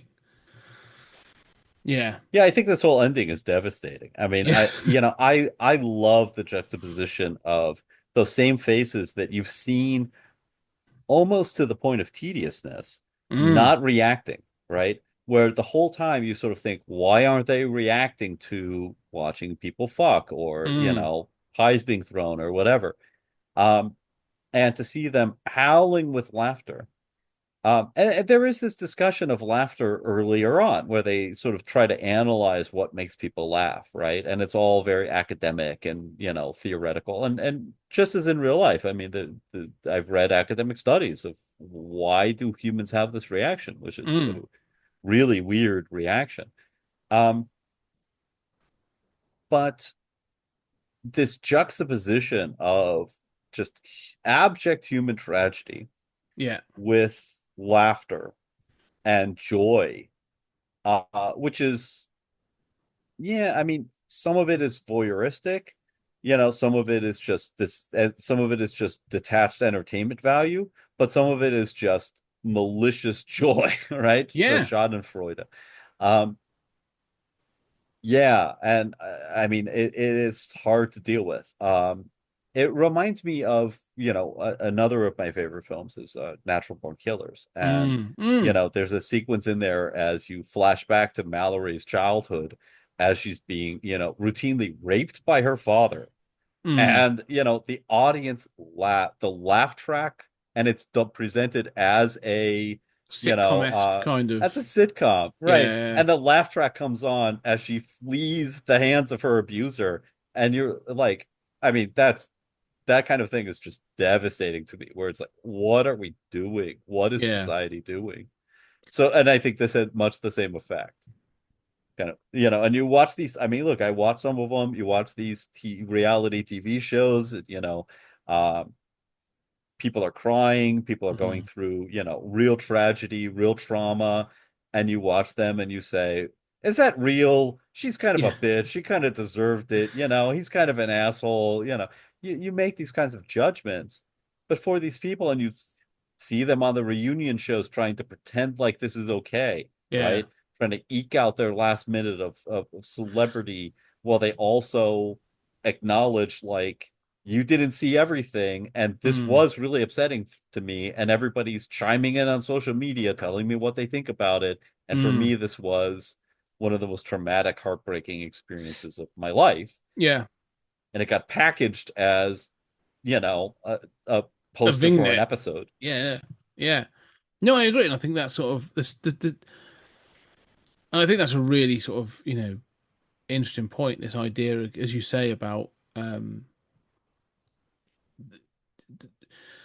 what reality TV has become as well. That right. So you say about this idea of the vignette, like this sort of packaged up. Like here's the event that happened on this day. Sort of like Susie slapped Bob, but why did it happen? And you go like, oh, okay, well, we know she's a bitch, so she must have done some reason. And then you find, but what you don't see is all the stuff that leads up to that moment. One of the things that sort of I feel that like reality TV has been commodified, and manipulated into the extent of like you talk about, Celebrity Love Island or one of these other ridiculous even Big Brother to the extent today, where like what you do is it's 24 hours, 24/7 recordings, but we'll get it packaged up to an hour that we're going to watch that evening. So every day is sort of like that 24 hours is being packaged up for an hour's TV show, right? And of that hour is going to be some of it's going to be presenters doing stuff and they're going to be commenting on it and what does the Twitter say and all these other things that sort of like, so it's not all just footage. So you get like an amount that's kind of representing like what's happened. Back in the day when the very first Big Brother happened, it doesn't happen now. Like you could access those cameras on the internet Mm. all day, every day. Hmm. So if you will want to, I'm assuming that I bet you there were people I that forgot did. that about those early Yeah, that early you could camera go roll. onto the website and you could go camera one, camera two, camera three, and you could go through and you could see what was going on each of those things, and it was much closer to being a social experiment. Hmm. The TV got packaged up and stuff, and there was that, but you had that access as well if you wanted. That went by like season three, where they Hmm. were like, "This is hard work. It means we can't do, it's stopping us from doing certain things because things were being presented, and people were literally sort of ringing in and going, "That's not what happened," And so they sort of like, "Well, let's cut the live feed. We don't need that anymore." People just watch the show and then the commentary, and as you said, the reunion shows where they bring them together in some sort of humiliating fashion. Yeah, I just find it like the fact that like reality shows have been a more highly produced than some other television shows is kind of fascinating to me. Um, Have you seen the contestant? That documentary about that Japanese no, guy who was forced to stay in an apartment and only survive on what he won on sweepstakes. Um, no, so that so sounds fascinating. this was a real Japanese show where Yeah, basically, they would film him for a week and just like, once a week they'd present the like, 2-minute highlight reel of what he did that week. And he's starving and yeah, he's, like ordering, he wins dog food and he's eating uh, dog food. And, and I mean, this went on. yeah, Um, but I mean, that's very close. And I mean, and he was traumatized and, yeah. Understandably, and everybody loved it. yeah. Um, In the same way as this, I mean, I think we've recognized this for a long time. I mean, this is 1968, and you've talked about obviously Network, which came about in like I think like 74, maybe I think. Um, but 76? maybe yeah, 76, maybe yeah. But like even beyond that, like we've covered Videodrome, Yeah. which is in the 80s, which is as a similar thing. Like that's literally about a sleazy network looking for sleazy TV shows. Even RoboCop sort of leans into it, doesn't it? Like this idea of the commercials are there, like it's all about the advertising. It's sort of The news is packaged up in give us 3 minutes, we'll give you the world. It's all that kind of stuff exists in this kind of world where people are going like, yeah, no, this is bread and circuses. This is kind of the ridiculousness of it all. This is what it's come to. And so it's funny that we kind of recognize that it's there. And I think it comes down to this thing of we've said this before about like with saying that violence is a bad thing by having a violent film. You know, we said that with and the Hunger Games obviously does it, but also Battle Royale. That was what I was thinking about, right? So you Right. have this thing of like battle royales going like, violence is terrible, but like here's some really cool violence. And you go, you're kind of mixing your messages. It's kind of the same thing where they're like, lowbrow TV shows are terrible. In this really cool B movie, you're like, I'm getting mixed messages from you guys right now. Like, RoboCop's cool, but I know this is a satire, Mhm. but I'm kind of enjoying the film. Like, yeah, it's a business and we've got to sell it and it's going to be packaged up and it's going to be ingested. But we know it's bad for us. It's like smoking. It's like fast food. It's like all these things. It's just another thing that people can get addicted to. And I think you said that there must be a chemical in release of watching these things of the sort of the vicarious sort of thrill of seeing these things going on. Well, it's interesting because obviously, like we had, uh, you know, yellow journalism, at the turn of the Mm. century, Mm-hmm. sort of Mm-hmm. 1900s, and lies were printed all the time Yeah. in Yeah. major newspapers. And we forget that, right? We think it's Mm. just things just got worse, right? No, things got better and then they got worse again. Yeah. Um, but really, by the mid-century, there's a culture of journalism and, and early television. There is a sense of we have a responsibility to people. And people still called it, the boob tube and said it was ruining people's brains. But I've seen broadcasts of American nightly news in the 1960s, where the lead story is a budget in the British Parliament. Yeah. This is the nightly American news. Yeah. That wouldn't even be in the 30 minutes, No. and nobody watches the nightly news anymore. They watch some cable talking heads, Mm-hmm. presenting, clickbait kind of stories to piss us off and get us to tune into the next segment. Um, but there was this sense of responsibility. There was this sense of, for as much as there was censorship, and we've talked about like the Twilight Zone, and obviously Serling dealt with censorship. Mm-hmm. Um, you know, there was, despite that, there was a sense of responsibility to educate and present uplifting or at least artistically important material to the public, Yes. even if some of it was seen as lowest common denominator by the press and by the elites. Lowest common denominator was like I Love Lucy, which is like Yes. an Yeah. Yeah. amazingly well produced and well written show by today's standards. Mm. Um, and what's happened is, as there's been more and more competition, right, which you and I are not against in principle, No. No. instead of having, two networks or three networks, now we've got, a Hundreds. thousand. Yeah. Yeah. And, as the BBC has dominated less, now it's got to compete with Sky, it's got to compete with, all these other channels now. Not to mention all the cable channels, all the streaming and everything. And this competition, I mean, even you look at like Jerry Springer, the reason why they went so low was because there were 12 other talk shows Yeah. and they were on in the middle of the night and had to stand out. And that's what they could do. It was not at all an intuitive move. Um, there is this way in which all of those things have wasted the common denominator. You can't even get, I mean, really it's PBS that does old Mm-hmm. school news, right? And Yeah. nobody watches it, right? It's No. the McNeil era or something. Uh, Well, and even but nobody now, watches even it. now, this is saying like PBS, NPR. These are the things that the right of the government want to remove because they do Right. old school news. They do, Exactly. yeah. Everyone wants those people want the packaged up shiny talking heads that can go, well, this is what you should be believing because vaccines are bad and you know these other things, and you go like, oh, okay, that's what Fox News is doing, isn't it? The 24-hour news Mhm. cycle. They're not doing news; they're doing opinion pieces and they're doing talking heads and that kind of thing. and I think that, propaganda and, yeah, 10 things in your house that will kill you. yeah. Tune in tonight.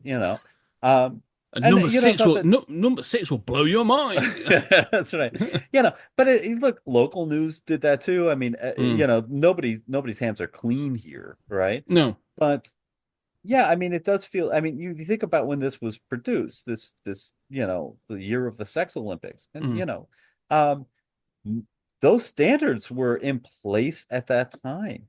Um, this is being, now we look back and say, oh, well, maybe this is a little out there in terms of actually letting people die, right? Yeah, On yeah. the reality show. Um, that's really the one way in which this is, really out there in terms of what it presents. We've Now, managed to at the kind of, moment, at the moment, at the moment, right? yeah. Yeah, at the moment. But is it really? I mean, I'm not sure that's better. I'd certainly trade. I'd let reality TV actually kill people if we got to see it, and we had a culture that still had controls over, the Hmm. news being Mm. based on facts. If we had rollerball instead of football, I could deal with that if we Yeah, lived in a fact-based society, and yeah. that was our, entertainment was gladiatorial combat. That might be the lesser of the two evils. But we just don't live in a world where there's any responsibility to inform. Um, No, yeah, so I don't know. I mean, I do find that laughter just really sticks with me. That it's horrifying. juxtaposition. Yeah.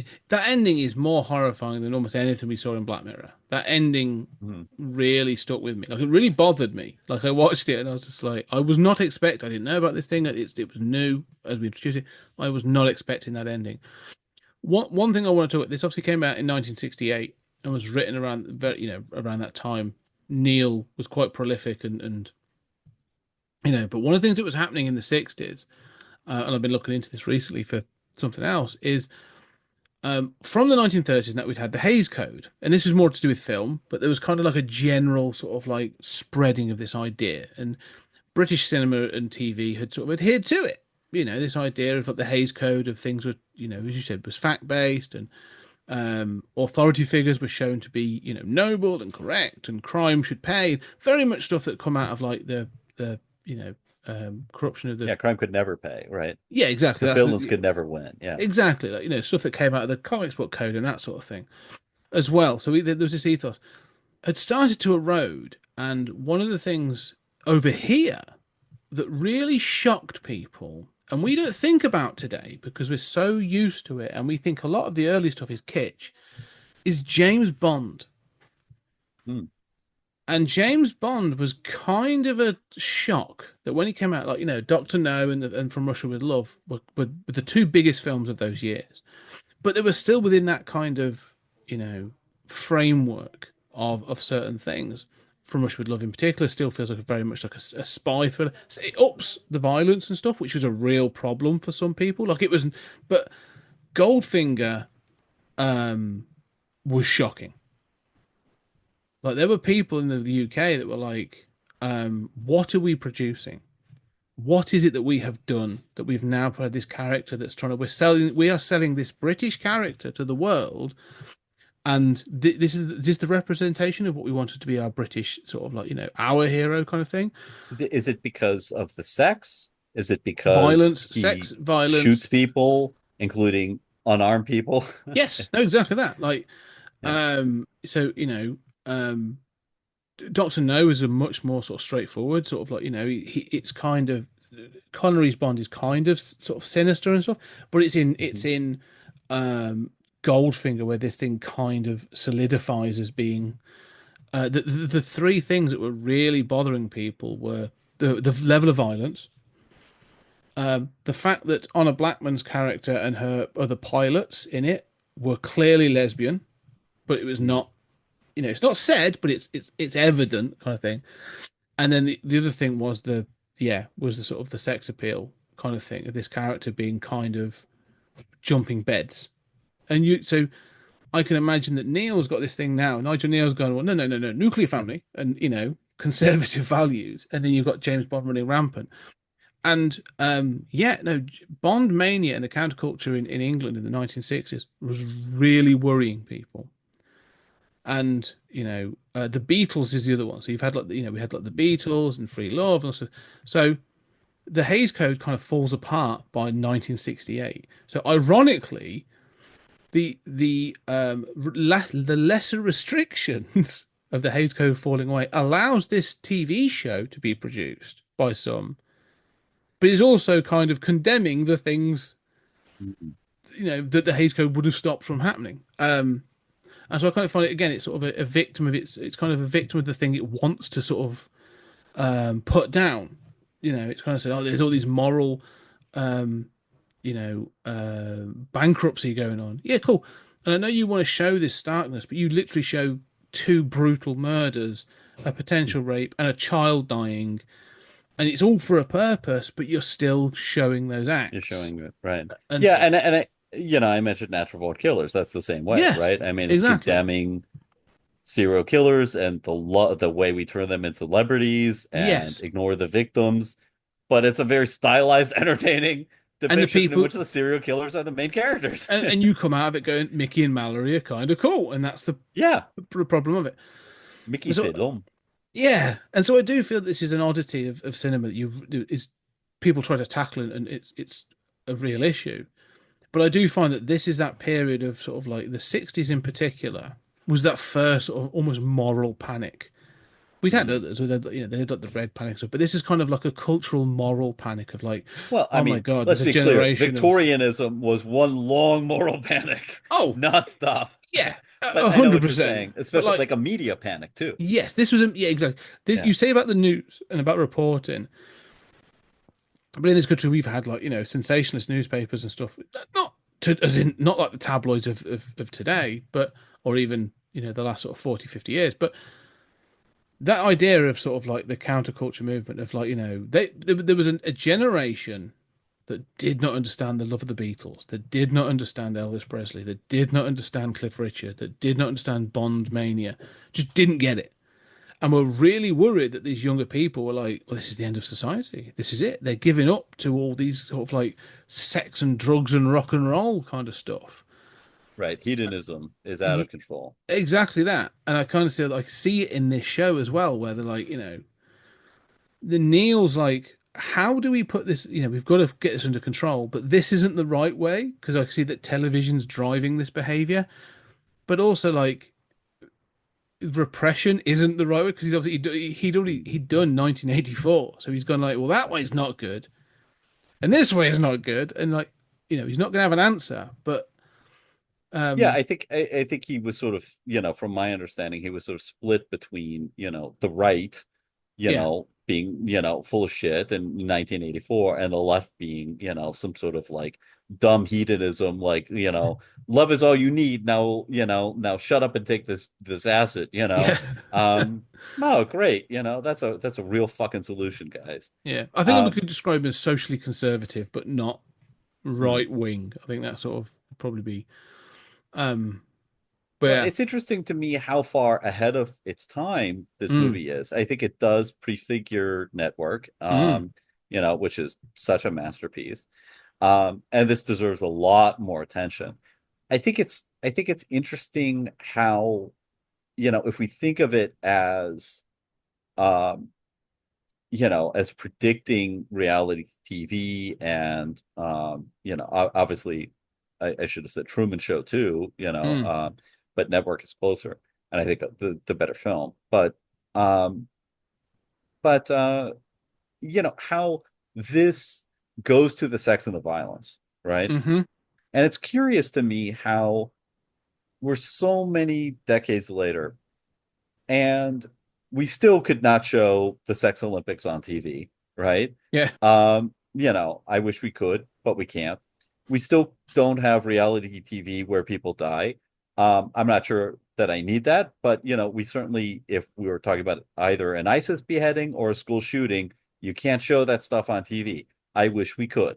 yeah, I'm all in favor of letting people see what it is we're actually talking about. I'm not scared of sex. And if we're going to talk about ISIS or we're going to talk about school shootings, let people see what it is.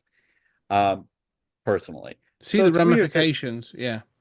right, and I mean, I don't think sanitizing reality. I'm pro reality. I don't think sanitizing it helps anybody. Certainly, God forbid they ever wander into a voting booth. Yeah. But you know, the flip side of that is so in a way, this is worried about those easy go-to salacious, out of control things, right? Of Yes. really showing sex and murder on television. None of that actually came to pass. But what No. came to pass was still a dumbing down Yeah. of everything beyond imagination.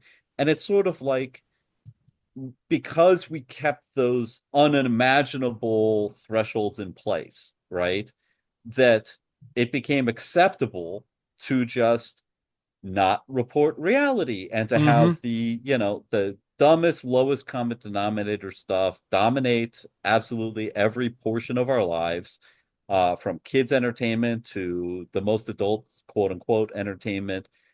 Nobody ever has to think. Nobody's ever asked to consider anything. Nobody has ever shown a complex argument or actually disturbing images outside of like maybe this is a ghost caught in this footage or whatever, right? I mean, nobody's actually challenged intellectually. Mm-hmm. Nobody, so I feel as if it's like those are the go-to things in 68. We kind of stayed within those borders, but the bottom just got swampier and swampier and more disgusting. And Yeah. now you've got 1,000 channels, 990 of which are playing, conspiracy theories and dumb reality TV shows Ancient and aliens. Yeah. exactly and trash after trash after trash after Yeah. trash. And so in a weird way, like this did predict it, but like, I mean, it's strange. We stayed within these borders, but it's kind of worse that we did. Yeah. Yeah. Well, I think it's aware. That's the thing. It's the awareness, isn't it? We talked about something just before we started. We were talking about you said the bottlenecking of technology, how we walk up to a wall and then something, we create the next invention and move on. This kind of feels like it. It's like there's been all these warning signs of going like, this is what's happening, and we go, yes, yes, this is what's happening. Well, we're still doing it. Yes, we are still doing it. Well, why are we still doing it? Oh, it's just what we do. It's this sort of like sleepwalking into these things as well. And as you say, it's not gone to the extremes of the sex Olympics or anything like that. But the other bits. I mean, this obviously does it for there's a reason, sort of, it's a bit salacious and that sort of thing to try and grab attention. But we're not that far off it in some of the other things. You mentioned obviously, Takeshi's Castle kind of sort of things, the Japanese shows. They were broadcast over here, where they'd Hmm. rebroadcast them with like, um, but it's no different to like Gladiators, is it? Or of the American Gladiators or UK Gladiators, are just sort of like it's kind of all lowest common denominator. Like it's sort of like low brow and safe. But that goes back to what coordinator Ugo Priest says. It's good for them, but it's safe. Hmm. They haven't gone to the extreme, but it's about the safeness. This is family friendly. It's kind of silly. It's safe. That's the It's point. the safeness that I object to most. Yes. And look, I watched American Gladiators. I Yeah. mean, you love wrestling and have Yeah. participated in wrestling, and I watched it as a kid. I mean, I'm not saying that I'm not entertained by this stuff, but it just seems as if there is no room anymore for anything else. No, I agree. I, Um, I agree with that. That like, you know, um, you're right. It's the safe base level entertainment, isn't it? Like you say, there's no room for like even within this, like some of the things I've watched, this and there's other things that, like this play thing that would happen with the BBC.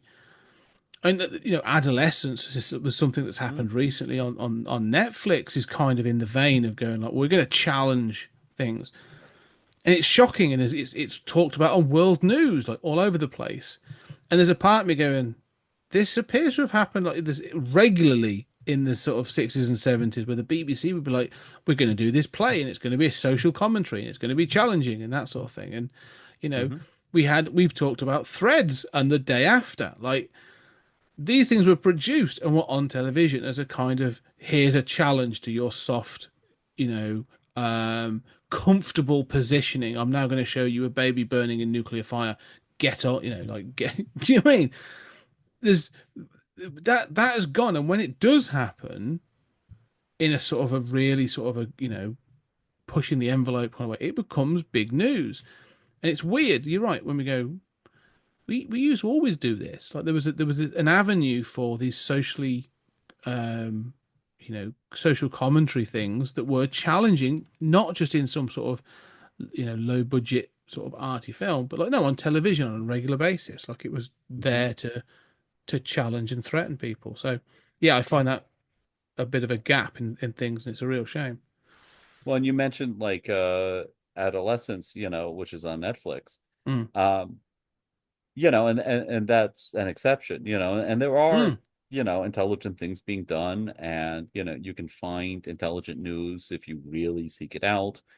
But I mean, certainly our countries, certainly Americans are more deprived of a basic understanding of, not just news, but how our government works, Yeah. of our history than ever before. In really shocking ways. And I think the one of the things that has fallen just in the last 10, 20 years has been theatrical release. That, Mm. the days when Spielberg could do something like Schindler's List, right? I mean, the year of Jurassic Park and Schindler's List, right? Where here's your mass entertainment, it's popcorn, it's incredibly well made. We're going to talk about that, Yeah. uh, but it's like as well made, heartwarming popcorn as you're ever going to get, Yeah. but it's ultimately popcorn. But we're still going to have a major Holocaust movie Mm. that really opens people's eyes and is mostly in black and white and is, devastating.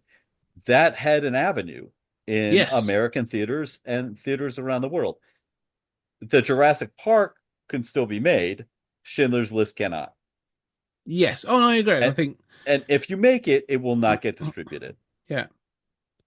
And that has changed. So it used to be that like a movie like this could get made theatrically. It might, be an art house cinema or whatever, but really that avenue has disappeared and it's now on Netflix, and Mm. it's not going to get a huge publicity, unless it catches on, right? Yeah. It's gonna be like Nora, which is sort of like gets nominated for an Oscar and has to go into the cinemas for 3 weeks or to fit certain rules, but no one's gonna really see it.